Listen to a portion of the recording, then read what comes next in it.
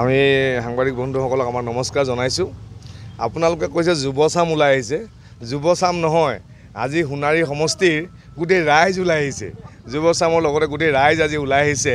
আমাৰ ঐক্যমঞ্চ বিৰোধী ঐক্যমঞ্চৰ গোটেই ৰাইজ আজি ওলাই আহিছে গৌৰৱ গগৈ হৈ আজি মানে বাইক ৰেলী কৰিছোঁ আৰু বাইক ৰেলী কৰি ৰাইজক জনাব বিচাৰিছে যে আমি আপোনালোকৰ পক্ষত আছোঁ। ৰাইজে এইটো কংগ্ৰেছৰ প্ৰাৰ্থী বুলি নহয়, এতিয়া আমাৰ বিৰোধী ঐক্যমঞ্চৰ এজন ৰাজহুৱা প্ৰাৰ্থী গৌৰৱ গগৈ ডাঙৰীয়া।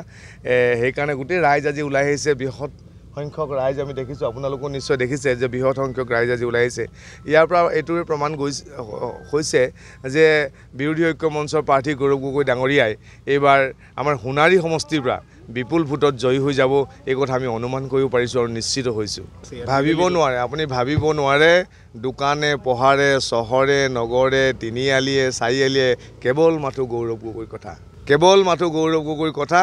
ৰাইজে কৈছে এইবাৰ বিবেকৰ মতে আমি ভোট দিম। আমি 1500 টকা 1200 টকাৰ মতে আমি ভোট নিদিওঁ, এইবাৰ আমি বিবেকক সুধি ভোট দিম। এজন বলিষ্ঠ নিকা সৎ মানুহক আমি দিল্লীলৈ পঠিয়াম, এই কথা ৰাইজে চিন্তা কৰি আহিছে, ৰাইজে ঘোষণা কৰিছে। গতিকে আমি সেই কথা আমি সন্মান জনাইছোঁ। ৰাইজৰ যি চিন্তা, ৰাইজৰ চিন্তাক আমি সন্মান জনাইছোঁ। আৰু এনেধৰণৰ এজন ভাল নেতাক, এজন ভাল প্ৰাৰ্থীক যদি আমি দিল্লীলৈ পঠিয়াব নোৱাৰোঁ, তেতিয়াহ'লে দেশে আমাৰ ভৱিষ্যত প্ৰজন্মৰ উঠি অহা নতুন প্ৰজন্মৰ ছাত্ৰ ছাত্ৰীসকলে কি ভাবিব যে ছাত্ৰ ছাত্ৰীসকলে এনে এজন ভাল মানুহ আমাৰ দেউতাসকলে অভিভাৱকসকলে নপঠিয়ায়, এনেকুৱা ধৰণৰ চিন্তা কৰিব। ভয়টো খাবই আৰু সদায় জিকি থাকিম বুলি চিন্তা কৰিব নেকি? ভয় খাইছে। শুনক, যোৰহাট লোকসভা সমষ্টিত মুখ্যমন্ত্ৰী, কেবিনেট মিনিষ্টাৰ, দলৰ সভাপতি, দিল্লীৰ মানুহ মানে বাকী নাই, প্ৰতিটো পঞ্চায়তত সোমাই আছে। এজন কেবিনেট মিনিষ্টাৰক এটা পঞ্চায়ত দিছে। কেবিনেট মিনিষ্টাৰে যিজনে অসমখন চাই তেওঁক এটা পঞ্চায়ত দিছে, চাবলৈ পঞ্চায়তত থাকি লৈছে। গৌৰৱ গগৈ এজন অকলে যোৰহাট সমষ্টিত নিৰ্বাচনী প্ৰচাৰ চলিছে। আপোনালোকে অনুমান কৰক তেওঁ কেনেকুৱা এজন নেতা, যিজনে অকলে এটা লোকসভা সমষ্টি অকলে তেওঁ নিৰ্বাচনী প্ৰচাৰ চলাইছে। কোনো প্ৰচাৰ নাই, বেলেগ আছে জানো? আপোনালোকে দেখিছে সোণাৰীত কিমান ভোটত নাজানো, কিন্তু জিকিব বুলি ৰাইজে কৈছে। কিমান ভোটত লিড ল'ব এই কথাটো আমি কৈ দিব নোৱাৰোঁ, বাকচে ক'ব। জিকিব বুলি ৰাইজে কৈছে। বতাহ ভাল, গাঁৱত কৈছে 70%, 80%। কোনোবাই কয় বাগিচাত আগতে আমি অলপ কম পাইছিলোঁ, এতিয়া বাগিচাত কৈছে 50%, 60%। এই এনেকুৱা ধৰণৰ কথাবিলাক আমি শুনি আছোঁ।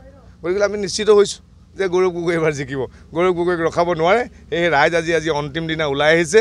আমি আপোনালোকৰ যোগেদি আমি সোণাৰীবাসী ৰাইজ, যোৰহাট লোকসভা সমষ্টিবাসী ৰাইজক আমি সেৱা জনাইছোঁ।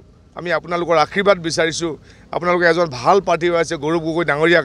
এনে এজন প্ৰাৰ্থীক যদি আমি জিকাব পাৰোঁ, নিশ্চয় অসমৰ স্বাভিমান ৰক্ষা হ'ব।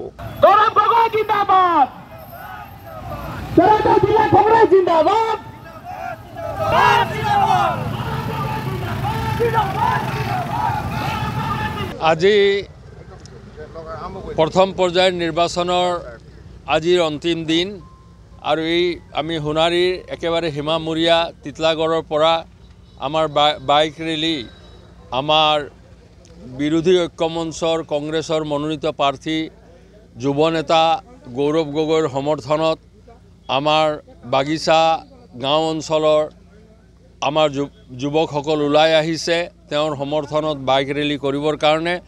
আৰু আমি আশা ৰাখিছোঁ যে এইবাৰ আমাৰ সোণাৰী সমষ্টিত যিমান উৎসাহ দেখিছোঁ, মই গাঁও অঞ্চলত, চহৰ অঞ্চলত আৰু বাগিচা অঞ্চলত আমি কমেও 20-25 হাজাৰ ভোটত আমি গৌৰৱ গগৈক আমাৰ সোণাৰী সমষ্টিৰ পৰা লিড দিয়াব পাৰিম বুলি আমাৰ বিশ্বাস জন্মিছে।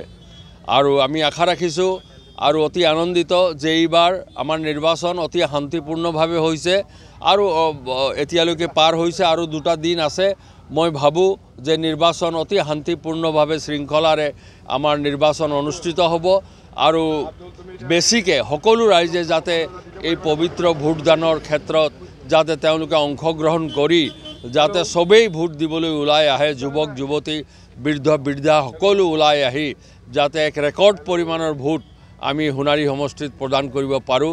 তাৰ কাৰণে আমাৰ কংগ্ৰেছ কৰ্মীসকলে, আমাৰ জিলা কংগ্ৰেছৰ সভাপতি আমাৰ উৎপল গগৈৰ নেতৃত্বত আমাৰ ব্লক কংগ্ৰেছসমূহে আৰু অন্যান্য আমাৰ সমৰ্থিত দল, ৰাইজৰ দল, জাতীয় পৰিষদ, কমিউনিষ্ট পাৰ্টি সকলোৱে সহযোগ কৰিছে আৰু সেই কাৰণে আমাৰ পূৰ্ণ বিশ্বাস হৈছে যে এইবাৰ সোণাৰী সমষ্টিৰ পৰা আমি গৌৰৱ গগৈ কমেও 20-25 হাজাৰ ভোটত লিড দি পঠিয়াব পাৰিম।